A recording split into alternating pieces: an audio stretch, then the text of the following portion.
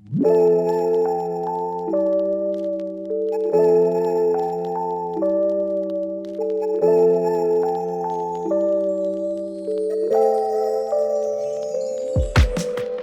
I think we can probably all agree that the internet changed everything. But is AI on track to do the same? Or do we think that it might have a smaller impact? In today's conversation, we're going to explore some concepts around AI versus people and the potential future impact of AI on our people and talent teams. So should we jump into the first headline? So a recent McKinsey report said that we estimate that between 400 million and 800 million individuals could be displaced by automation and need to find new jobs by 2030, which sounds scary, right? So I'd love to know what you each think about that. Interesting use of language here. Like, I think when we talk about AI, I'd say there's a key word they're using, which I think gets interchanged with AI, which is automation. So my personal opinion on this is that we're talking about two different things, but they're being used interchangeably, which I think is a mistake. So I think a lot of the talk, particularly from a HR TA perspective, I think when people talk about AI, what I see is automation, and what I see people predicting in the future is automation. And for me, that's not AI. That's not intelligent. I think, I think they're missing the point. I personally see a huge role in automation, but that's not new. And when we did the exercise before and talked about 10 years ago, automation was in place there, and it has definitely, come along a journey, but probably not in any kind of drastic way. I think there's an opportunity with some of the systems and some of the automation to accelerate that. But what I don't see is AI taking jobs in the way that I think the press are trying to make out. I agree, and I think that scaremongering is not helpful. But I also think that we as kind of TA and HR professionals really need to educate ourselves enough to try and influence this type of thing. And I think if we talk about kind of jobs within TA, which is probably what we all think about, what's our future, what does it mean for our teams? I think this is where, for me, I'm very much, and I know I'm probably not meant to say this so soon, but I'm very much team people, and I think I will be using my knowledge and data to try and influence senior stakeholders in Vodafone to make sure that actually we're not just thinking about AI as an opportunity for mass job cuts, that we're actually really thinking about how it can be a positive change and how we can really positively change like what the role of a TA or a recruiter looks like. And that's very much the angle that I'm taking, is almost like, yes, there are aspects of their jobs that will reduce in terms of time, but rather than thinking, oh great, I'll cut 10 heads from my team, what else can they be doing? Like, how can we get them super focused on personalization, that really incredible candidate experience? Because I think, yes, we'll probably go through a couple of years of it being a real hype, but after that, like, what does that look like? I'm very people focused and I want to talk to people. So that's kind of my personal opinion and what I think from a TA perspective, especially. It's quite hard going last. They've nicked all my ideas. This is going off as look, I agree with everything that's being said. I do think that AI is a wolf in automation's clothing, if you'd like. But I think from my perspective is AI won't replace people, but it will replace someone not using AI. So I do think it's really important as professionals that we get our head around the concept of exactly the functionality of this. So to your point, what heavy lifting operational work can this do that will speed your day up? I created a presentation going through all of our global data. I paid for ChatGPT. I was able to put all of that information in there. It's essentially SQL. It's allowing you to ask questions of the data that you have. That's it. It's not going to be doing the job for you. Now, we're trialing out a tool called Hirefly. And this is a conversation I've had with Lauren, it's a tool in which it will reach out to the talent using the Boolean that you've given it. It will start to learn in terms of the types of profiles that you're looking for. But ultimately, it's having a conversation with that individual. Now, how comfortable would anyone feel if you realised that someone who's giving you an email isn't actually a real person. Now, I feel that there are big questions that people need to answer in terms of how comfortable that they are of removing this personability that we've spoken about. So I completely concur with both of the points that have been said. Shall we do a show of hands on that? So who would be comfortable interacting or knowing that they're interacting with AI when seeking a new role in the room? So put your hand up if you would be comfortable. Okay. So just a quick one on that, Lauren, is how many of us set up parameters that when someone applies for a role on your ATS, that they are immediately rejected if they don't have the right skill sets? So this is where the innovation starts to draw that grey line as to what will become acceptable. I think the one thing that we need to get our heads around is that AI isn't going to do the job for us. If I own a Ferrari, it doesn't make me Lewis Hamilton. I'm still going to write that thing off. So, and I think that's what AI is. So with that in mind, which elements do you see AI kind of like adding value, or essentially kind of, I guess, at which parts of the role of a TA or people function do you see AI or automation replacing that you think would actually be beneficial to your teams? So I think I read something the other day saying 27% of TA leaders say that they're already using AI, and we're actually one of those at Vodafone. So we've been using a platform called Eightfold for 2 years now. So I think we're kind of on our journey already, and I'm seeing massive benefit already. So the aspects that we have is a candidate lands on our careers site, they upload their CV, they're automatically matched to roles, and they can see the percentage of that match, which for them is a great experience. They then land with the recruiter, and again, similar, they're stack ranked. You can see the percentage of match based on the skills, based on their CV. So for my team, already they're saving a huge amount of time. If they're getting 100 applicants, they can straight away look at the top 5, and they don't have to look at those that aren't a good match for the role. There are lots of other things coming. So Eightfold actually have just announced or recently announced a partnership with Copilot. So there's lots coming in terms of taking a job description, creating a great ad, making sure it's fully inclusive.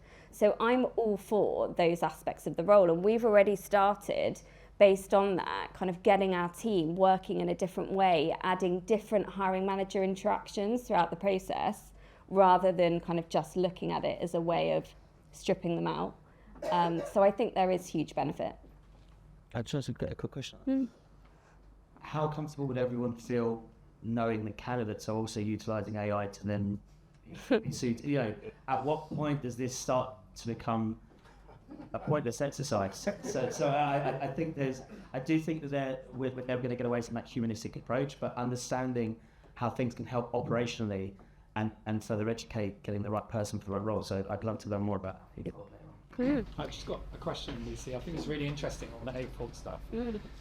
How has that landed with your hiring managers? Because from experience, I've had hiring managers like, I'm not going to interview this candidate because they've applied to 9 roles in our business. They've clearly done like a scattergun approach. I'd just be interested to see how you've managed to navigate that with your hiring managers and also educate them on this new tool and the benefits of it. So at the moment, we still have a lot of that recruiter interaction. So as much as the recruiter will go in, view the shortlist, and they've been stack ranked, they're still having that personal approach, still telephone screening, making sure that they're delivering the best shortlist. They aren't sharing CVs over email anymore. They do share them in the platform with the manager. The manager then has a star rating and they can rate them in the system. So we are kind of moving towards, there are lots of different aspects of the functionality within Eightfold. We didn't go live with them all in one go. We've kind of gradually been turning on more and more aspects, and I think we'll continue to do so. So it's felt like a bit of the approach has felt more gentle from a manager perspective rather than straight away. It almost feel like you're totally removing that recruiter screen part. Yeah. But do you create transparency with candidates as well, so they know that that matching and that starring and scoring systems are in place?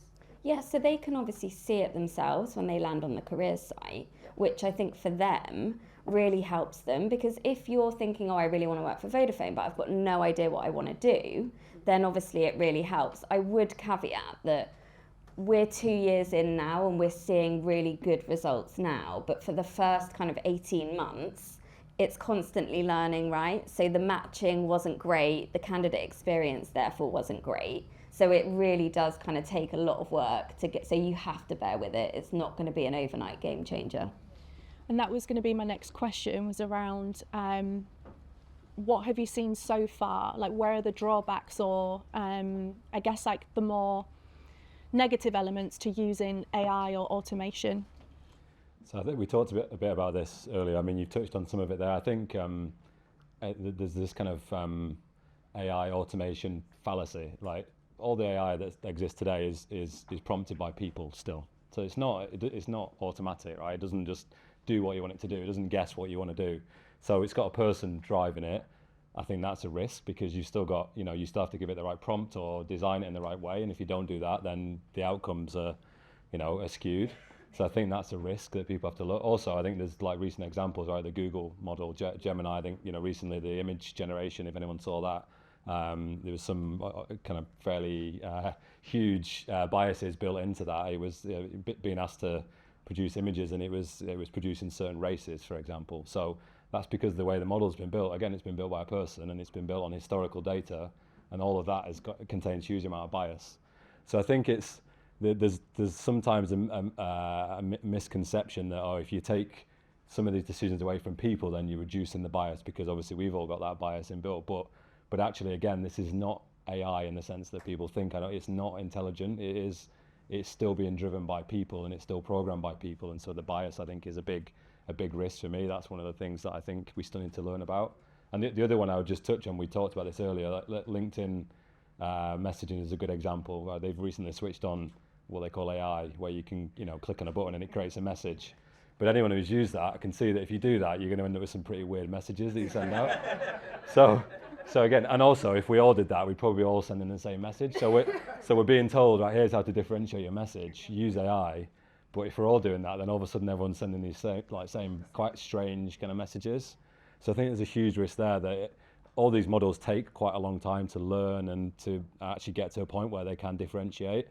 And if you're not using it, then I think that you have to think about, are you willing to take that risk over whatever that period of time is? I think it's important for you all to go and ask your businesses how they're using AI with their tools, with your product, and how it's being used, because ultimately you need to remember that this isn't going to be the Terminator. It's a case of this is going to be heavily legislated, of the control and the power of the IT equipment that you have.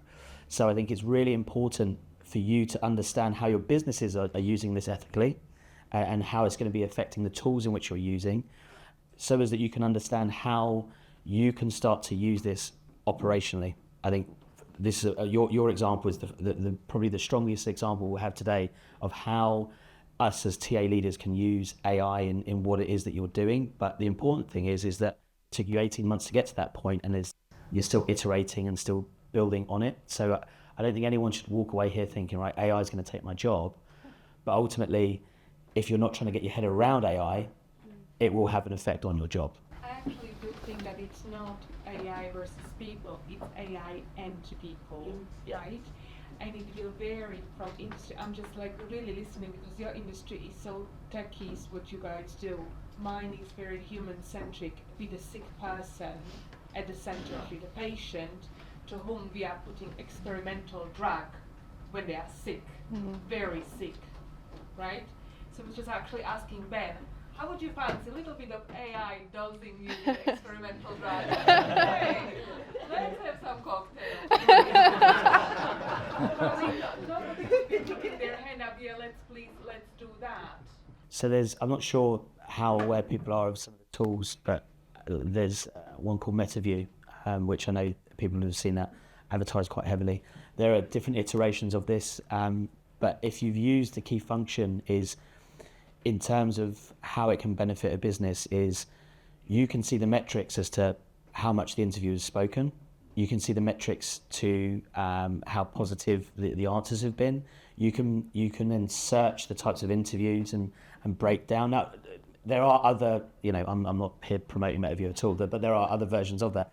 But the point I'm trying to get to is that it can really help with bias. It can really help with the types of questions, and then it can also help with how managers are looking at how these individuals are being interviewed. So there's an immediate upskilling of the staff that you have. So again, just a tool that I know has been working relatively well for other organisations.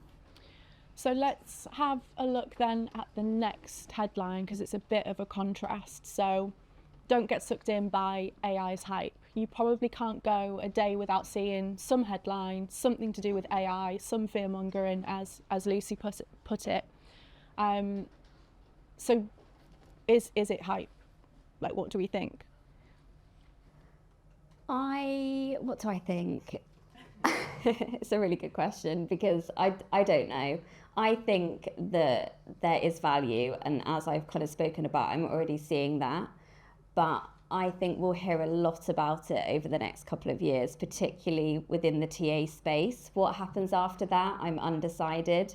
I think there's a high chance we could go back to really focusing on that people aspect. And just to go back to a couple of the comments, I don't think it's ever about one or the other. And I know we're debating that today, but my view is very much all for the people aspect, but actually to really improve what they do, give them that job satisfaction, change the future of what a TA partner role looks like by removing that mundane, repetitive activity and then becoming that true partner consulting with the business.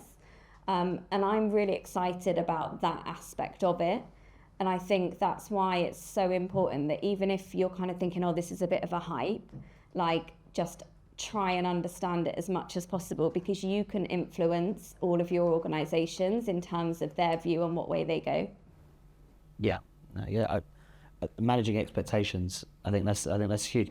Get your head around what the tool can actually do, but ultimately, I'll go back to that Lewis Hamilton example that I give is, you have to have the skill as a talent professional and a talent leader to really understand how you'll get the best out of this tool, because there will be iterations in our ATSs. I can see that happening. I can see these tools buying one another until it becomes a relatively complete package in which they'll sell it to you. But I think ultimately is keeping people's feet on the ground as to how you can use this, because I do still feel that this is automation more than it is AI that can fix something. But again, where I'm using AI the most is within ChatGPT to analyze data. It still gets it wrong. You still have to know what you're looking at, and you can't be lazy, and you've got to read through it. But it is helping me to do a lot of the heavy lifting on the day to day. Yeah, I mean, not a lot to add, but I'd say, yeah, I think I agree with the point Oli made. I think the key thing for us in HR and TA, the reality is we're not going to be driving AI right in a company. It'll be, the board and the IT teams probably who are going to be leading the way on this. So I think we need to work with those teams to understand how they're thinking about it. We're not going to be the drivers of AI, because that's not our natural place to play. I think there's massive opportunity in automation, advanced automation. So yeah, I'm a bit cautious of using AI because I don't think we're there yet, but I think there's huge opportunity with that in lots of ways. Data is a huge one. I think absolutely that's not usually, again, our skill set. So there's huge bandwidth to really get good using some of these tools. But I think we should just be careful about the scaremongering and think about how it can augment the people. And I think it is, to your point, I think it's a hybrid approach. I think it's how do you use systems to augment the teams, to make them more efficient, make them more productive, and ultimately give them more time to spend on the kind of emotional side of our jobs, the people partnering, both on the candidate and the kind of the business side. And so thinking about that aspect, that's obviously, it's fundamental in our TA and people processes at the moment. How long do we think humanness still plays a fundamental role in those processes? Like, what sort of timeframes could it be, 5 years, 10 years, 15 years, actually the expectation changes, or do we think that's always going to be a fundamental element of our TA and people functions? Big question. I always think of the Google Glass example is quite a good one, I think, because they invented something, and my understanding of that product is essentially it worked as designed, but they just brought it out too soon. What they realised is the public weren't ready for it. So I think I think you probably need to get to that tipping point, and there's obviously things around VR out there now. Obviously, Apple have brought out their product. There's a number of Meta products on the VR space. Again, are people ready for that? I think the next step is going to be the kind of augmented reality and all that sort of stuff. It's almost like that tipping point. Do you get to a point where people are comfortable that they're having interactions, to your point before, with not a person, and are they happy with that? Again, I don't think TA and HR are going to be leading the way on that. So I think we're already doing a lot of our banking, right, with machines. So that started to happen. We're buying products potentially without any people being involved. So I think if you get to a point where actually the majority of the interactions are with AI or some other system, then potentially you can get to that tipping point. But I don't see us being close to it right now. How long do you think?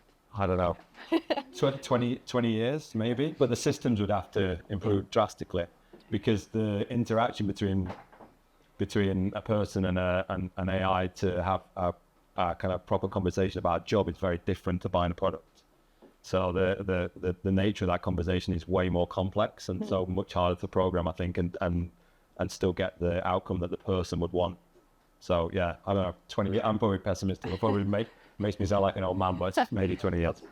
There's also this, I think, that like when it comes to employees, careers, candidates, they have a choice. Whereas a lot of the other things you talked about, like banking, customer services, you don't have a choice. You can't phone Amazon and say, this is shit, fix it. You have to go through a chatbot. You don't have an option. So there's some real grey area there around when it becomes an optional choice that employees and candidates want to engage with. It's a really good point.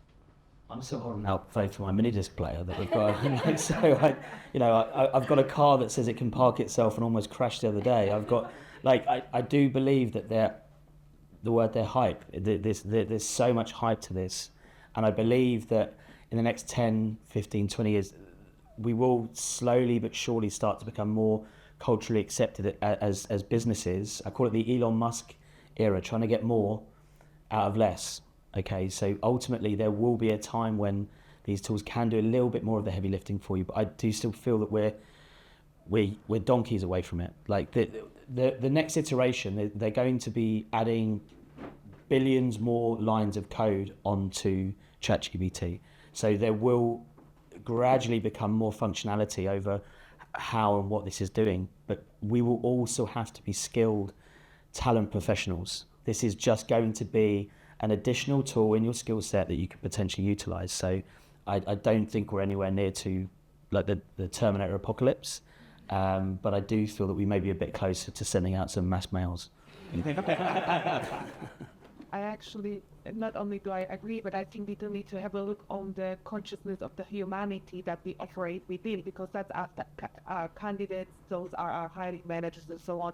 And the general state of the humanity, and this is not to put us as a humans down, when the COVID pandemic was declared as a respiratory infection globally, the humanity went and bought pasta and toilet paper. Right? Yeah. So we went to Tesco's at that point. Mommy, Mommy, but why did they buy toilet paper and the pasta? Because it's you need the tissues, not the toilet paper. It's running nose, not running bum. And I said to her, darling, that's the consciousness of the level of the humanity. And so the whole AI hype, to your point, Oli, I think 20 years, well, maybe not, okay? Because I think the consciousness of the humanity would have to rise so your AI car does not crash into the pole or dumpster when it's meant to be parking itself, type of thing. So I think to be able to use it, and it be accurate, consciousness of the humanity and the AI, unbiased and whatever, need to come together. And I think it also what Elon Musk says, are you a humanist? Are you a humanist for a human experience? Are you here to have a human experience? Or are you not? I think there are so many factors there, and I think we'll be very led by what the market does, as we are with so many things. But also, will we be led by what the candidate wants and needs? Like at the moment, we're in a market where candidates really want to know what your culture's like, how can you bring that to life through AI would be a question I have. And you probably can, but is it authentic, and will you be able to differentiate between everyone else and the way everyone else is interacting? So I think, as we all know, this is an impossible one to predict, and there are so many external factors that will influence it, probably out of our control. So my question on that piece then, final question for you guys on the panel, is thinking about the access to the tools and the systems that we've all got. So ChatGPT, palm of your hand, you've got access to almost so much intelligence there. Do companies then potentially have to flip things on the head and almost hyper-personalise absolutely every element of a recruitment process or people experience? So where we have consistency in, a job family, people will interview in the same style, same approach. Do you see a future where we have to hyper-personalise so it's absolutely individual because that's the only way to differentiate? Could that be a possibility? Yes and no. We will all have jobs within our organisations that the business value more than others, and we'll all have jobs where candidates are a dime in a dozen and others are very valuable. And that's, unfortunately, that is just the way that it works. So there will be a hyper-personalisation, and I've always prided myself on that, of being able to stand out, of actually connecting with people. And sometimes we overcomplicate a very simple process, but it's how can we get in contact with the best that's out there? And in some aspects, as certainly in American recruitment, is this huge automation allows you to touch a huge state in under a day. So whereas if you're constantly trying to get in contact with someone just one-on-one, you've got to make things personalised. My team recruit for Japan, very, very small talent pool. If we went and automated that, you'd immediately blow up your talent pool in one afternoon. So there's always an element of how important this talent is to your organisation. And for the big enterprises, you'll have Amazons or other huge organisations where, they're not bothered about where they're getting people to work in the factories. They just want them there. So you will see some huge automation there. Whereas I believe most of the important jobs that everyone has in this room is they're always going to have that personal touch. I'll always try and manage that personal touch, and I feel that's the differentiator. So I think yes, and as you know, I'm very pro people, but my worry is that if we all hyper-personalise, are we just going to drive candidates mad? If all of us want to have video calls, speak to them 6 times before an interview, send them a text on their birthday, are they going to push us the other way and just be like, we want robots? So I don't know, it's a fine balance. And I think that there is a risk that could happen. Yeah, I agree with that. I think the 2 things for me is, I agree with Oli's point. I don't hyper-personalising at scale, if you could do it with a system, potentially, but it's a lot of work. And to your point, we all know that for some roles, you're willing to put in more work than others because they're harder to fill, right? So there's always going to be a scale of, how much work you put in versus what you get out of it. And I think that's not going to change. So you're probably not going to hyper-personalise for every role because just you don't need to. So why would you bother? But I totally agree with your point. You can imagine a future where everyone's doing it. So hyper-personalisation just basically then loses its effectiveness completely, because if everyone's doing it, then it's not. Is it personal anymore? I don't know. Yeah. So I think it's I don't know. I think it's always hard to imagine, isn't it, what it looks like? Because I think if you're in a world where there is a system that could allow you to send a message that someone reads it and they're like, oh my god, how do they know that that's what I was looking for? Yeah. But if everyone's doing that, then it maybe doesn't have that effect anymore. So maybe that's not what you want. Yeah. Right. Yeah, when people say Facebook, when I used to work for Facebook, everybody said to me, "Oh, listen to me, Facebook's listen," because I go on and it shows me an advert, and because it does. Yeah. So I don't know. It's hard to imagine, but I can see that those are the kind of risks that you're going to have to figure out. Is that the right way to go, or actually, would you be better off going back to a standard approach, because that would make you stand out, which is ultimately what you're trying to do. On top of that is, if you're then recording all of your interviews and you're using all of these tools, crikey, how difficult is it when you get a GDPR request to have to hand everything over? It's so you've got to find that middle ground as to, us as professionals as well. We want to be able to go home without being harassed by the talent pool. Yeah, exactly. So, look, I think a bit of common sense is ultimately needed in a lot of the stuff that we're using. Just to kind of end the panel and finish on things, I'm going to finish off with some audience participation. So, in light of everything that you've heard, if you're team AI to displace people and TA functions in the future, stand up.